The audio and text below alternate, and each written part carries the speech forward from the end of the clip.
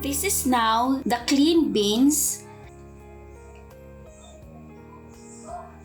Slice the beans diagonally.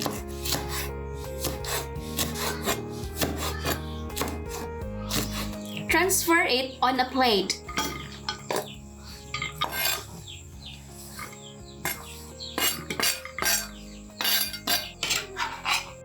Three cloves of garlic, peeled and cut.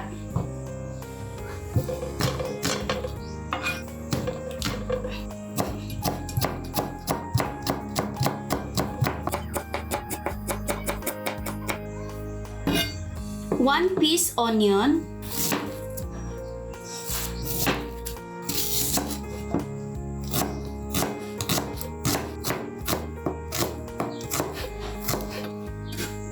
Two pieces of meat.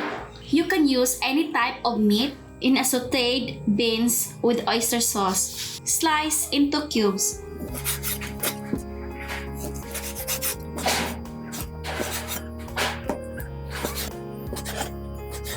And now, it's cooking time! If you are enjoying this, make sure to like, subscribe, and hit the bell.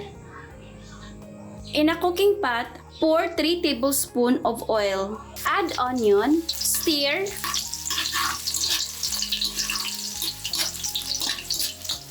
add garlic, and stir.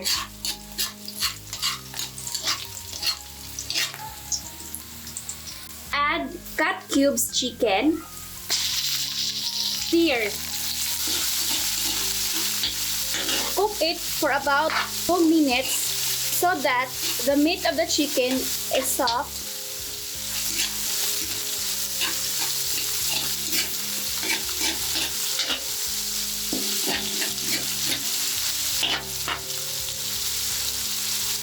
Add the beans and sauteed it.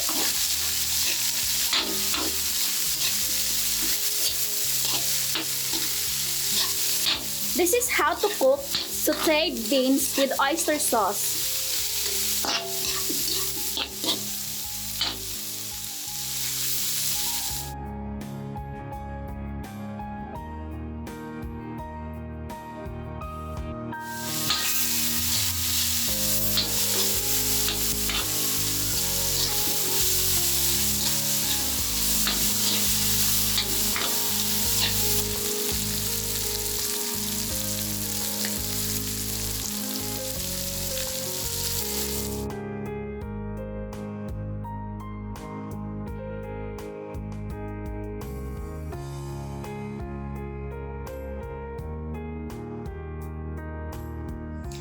Thank you for watching, and make sure to subscribe for more videos.